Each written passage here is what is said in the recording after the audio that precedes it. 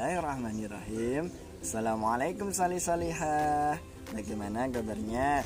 Semoga tetap selalu sehat, kuat, dan semangat. Hari ini Ustadz akan bercerita tentang sejarah kehidupan Rasulullah Sallallahu Alaihi Wasallam, sirah nabawiyah. Penerbitnya yaitu Kids Perisai Quran Kids. Penulisnya Nizar Saad Jabal LC MPD. Hari ini yaitu seri kelima. Ayo salih-salihah simak videonya sampai selesai. Sejarah kehidupan Rasulullah Sallallahu Alaihi Wasallam, sirah nabawiyah. Awal mula turunnya wahyu. Pada usia 40 tahun, tanda-tanda kenabian mulai terlihat pada diri Rasulullah Sallallahu Alaihi Wasallam. Beliau Sallallahu Alaihi Wasallam berkata, "Aku mengenali sebuah batu di Mekah yang memberikan salam kepadaku sebelum aku diutus menjadi Rasul."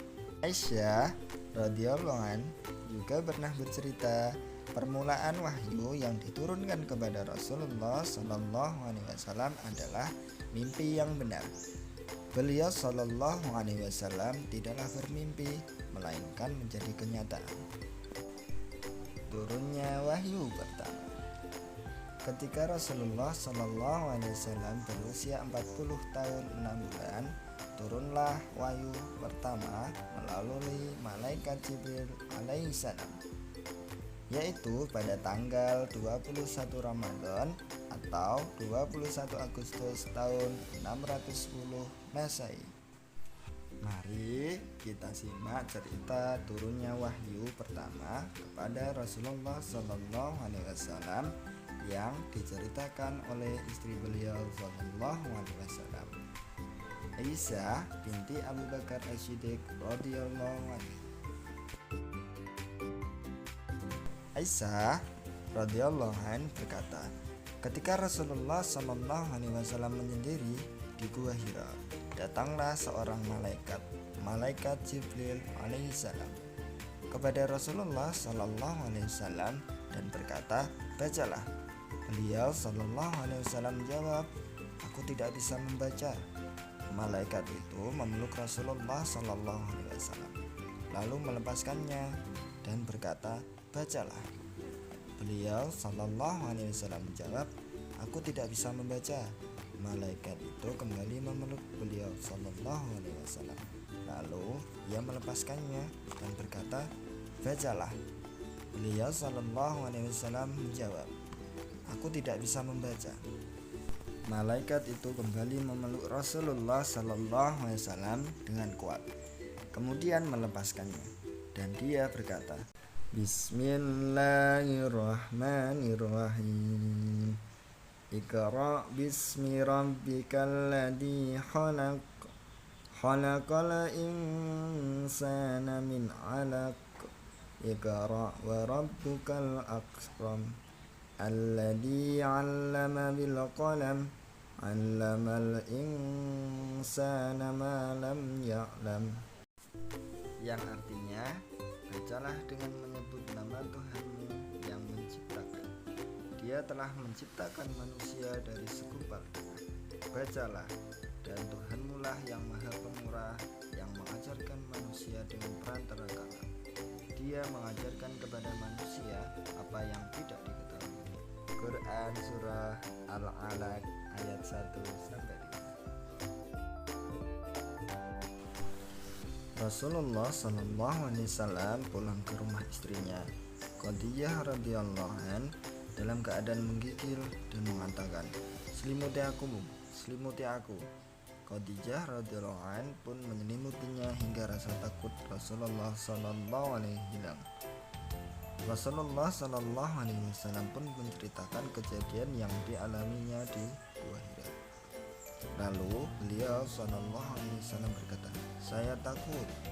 Sebagai istri yang solihah, Khadijah radhiyallahu anha berusaha menghilangkan rasa takut Rasulullah Sallallahu Alaihi Wasallam dan menghiburnya dengan mengatakan, "Demi Allah, Allah tidak akan menjadikanmu hina. Engkau rajin silaturahmi, menolong dan membantu kesulitan orang lain, menghormati tamu, dan engkau selalu menegakkan kebenaran. Khadijah radhiyallahu anha menemui seorang pendeta Nasrani yang bernama Warakah bin Naufal dan menceritakan apa yang terjadi pada diri Rasulullah SAW. Warakah berkata, itulah malaikat yang diturunkan Allah kepada Nabi Musa alaihissalam. Seandainya aku masih hidup, aku akan membantunya ketika kaum mengusirnya. Selanjutnya tentang turunnya wahyu yang kedua. Setelah beberapa hari, wahyu yang kedua turun kepada Rasulullah SAW. Beliau SAW menceritakan bagaimana wahyu yang kedua itu turun. Ketika aku sedang berjalan, tiba-tiba aku mendengar suara dari langit. Aku mengangkat mataku. Ternyata ia adalah malaikat yang mendatangiku di gua Hira. Aku menjadi takut dan segera pulang. Aku berkata kepada Khadijah radhiyallahu anha, selimuti aku. Lalu Allah Subhanahu wa taala menurunkan firman-Nya. Bismillahirrahmanirrahim. Ya ayyuhal mudassir qum fa'andir wa rabbaka fakabbir wa siyabaka fatahhir warrujza fahjur, yang artinya, hai orang yang berselimut, bangunlah, lalu berilah peringatan, dan Tuhanmu agungkanlah, dan pakaianmu bersihkanlah, dan perbuatan dosa tinggalkanlah. Quran Surah Al-Mudatsir ayat 1-5.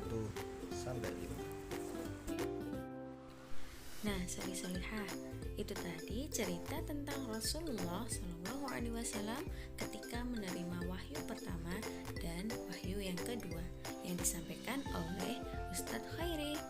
Sekarang Ustadz Medita akan melanjutkan cerita tentang dakwah Rasulullah SAW. Kira-kira bagaimana ya dakwah Rasulullah SAW itu? Yuk simak ceritanya sampai selesai. Dakwah secara sembunyi-sembunyi.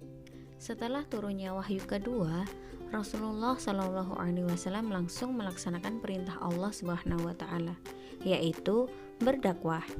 Beliau mengajak semua orang untuk memeluk agama Islam dan meninggalkan kekufuran, kemusyrikan, serta akhlak-akhlak buruk yang selama ini mereka lakukan. Pertama kali, Rasulullah SAW berdakwah dengan cara sembunyi-sembunyi. Orang pertama yang diajak Rasulullah SAW untuk memeluk Islam adalah istrinya, keluarganya, dan teman-teman dekat. Orang-orang yang pertama kali masuk Islam adalah yang pertama istri Rasulullah SAW, yaitu Khadijah binti Khuwailid radhiyallahu anha. Yang kedua, Zaid bin Harisah radhiyallahu an. Yang ketiga, Ali bin Abi Thalib radhiyallahu an, waktu itu masih anak-anak.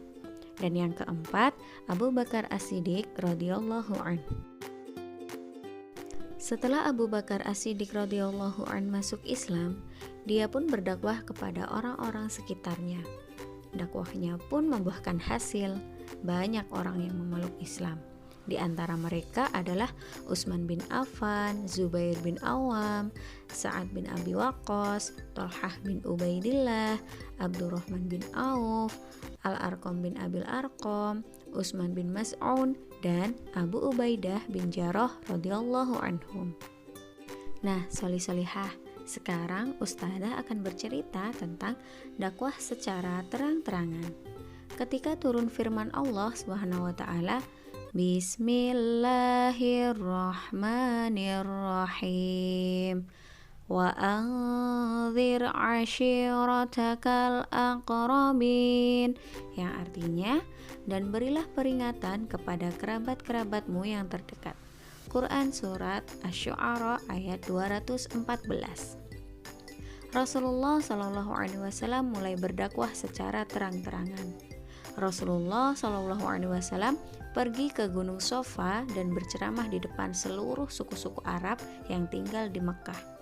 Beliau mengajak mereka untuk masuk Islam dan juga mengajak keluarga besar Abdul Muthalib untuk memeluk Islam. Bagaimana sikap suku Quraisy terhadap dakwah Rasulullah Shallallahu Alaihi Wasallam? Mereka menghormati Rasulullah Shallallahu Alaihi Wasallam dan mempercayainya. Akan tetapi, setelah mereka mendengar ajakan Rasulullah Shallallahu Alaihi Wasallam untuk memeluk Islam, mereka berbalik menjadi orang-orang yang membenci dan sangat memusuhi Rasulullah Shallallahu Alaihi Wasallam. Mereka menuduh Rasulullah Shallallahu Alaihi Wasallam sebagai dukun, orang gila, dan penyair. Bahkan hinaan dan cacian mereka ucapkan kepada Rasulullah Shallallahu Alaihi Wasallam. Mereka menyiksa, bahkan membunuh setiap orang yang masuk Islam. Mereka menyiksa Bilal bin Rabah radhiyallahu an ketika masuk Islam. Mereka menyiksa keluarga Ammar bin Yasir radhiyallahu anhuma dan membunuh Yasir radhiyallahu an dan istrinya, Sumayyah radhiyallahu anha, atau ayah dan ibu Ammar radhiyallahu an. Mereka menyiksa Abu Fukaihah radhiyallahu an dengan mengikat kakinya dan dijemur di tengah padang pasir yang sangat panas. Sahabat Mus'ab bin Umair radhiyallahu an tidak diberi makan dan minum oleh ibunya. Ketika ketahuan masuk Islam, Mus'ab diusir dari rumah, padahal dia berasal dari keluarga yang kaya. Semua itu dilakukan oleh orang-orang Quraisy. Bahkan paman-paman Rasulullah Shallallahu Alaihi Wasallam yang seharusnya menjaganya dan menyayanginya ikut serta melakukan itu, seperti Abu Lahab. Akan tetapi Abu Thalib yang selama ini memelihara dan menyayangi Rasulullah Shallallahu Alaihi Wasallam tetap membela dan menjaga Rasulullah Shallallahu Alaihi Wasallam dari ancaman dan gangguan orang-orang kafir, walaupun dia tidak memeluk agama Islam dan tetap memilih agamanya yang lama, yaitu menyembah berhala. Hinaan, cacian, ancaman, dan penyiksaan tidak menjadikan Rasulullah Shallallahu Alaihi Wasallam kecil hati atau putus asa dalam berdakwah. Bahkan beliau Shallallahu Alaihi Wasallam semakin rajin dan bersemangat dalam mengajak manusia untuk masuk Islam. Akhirnya satu demi satu penduduk Mekah memeluk Islam. Rasulullah Shallallahu Alaihi Wasallam menjadikan rumah sahabat Al-Arqam bin Abil Arqam radhiyallahu an sebagai tempat berdakwah dan mengajarkan Islam kepada sahabat-sahabat yang sudah memeluk Islam. Solih-solihah yang dirahmati Allah Subhanahu wa Ta'ala, sungguh mulia orang-orang yang pertama kali masuk Islam itu. Mereka dengan mudahnya menerima dakwah Rasulullah Shallallahu Alaihi Wasallam di tengah masyarakat yang tidak mempercayai beliau Shallallahu Alaihi Wasallam. Subhanallah, betapa besar keimanan mereka. Nah, kita wajib mencintai dan menyayangi keluarga Rasulullah Shallallahu Alaihi Wasallam, para sahabat yang pertama masuk Islam, dan seluruh sahabat Rasulullah Shallallahu Alaihi Wasallam. Kita mempelajari kehidupan mereka agar dapat mengambil pelajaran besar dan dapat meniru mereka. Semoga Allah Subhanahu wa Ta'ala meridhai keluarga dan sahabat Rasulullah Shallallahu Alaihi Wasallam. Alhamdulillah, sudah selesai. Itu tadi cerita dari Ustadz-Ustadzah tentang Rasulullah Shallallahu Alaihi Wasallam menerima wahyu yang pertama dan menerima wahyu yang kedua. Juga Rasulullah Shallallahu Alaihi Wasallam berdakwah secara sembunyi-sembunyi dan secara terang-terangan. Semoga bermanfaat buat kalian. Ditunggu lagi ya video dari Ustadz Ustadzah selanjutnya. Wassalamualaikum.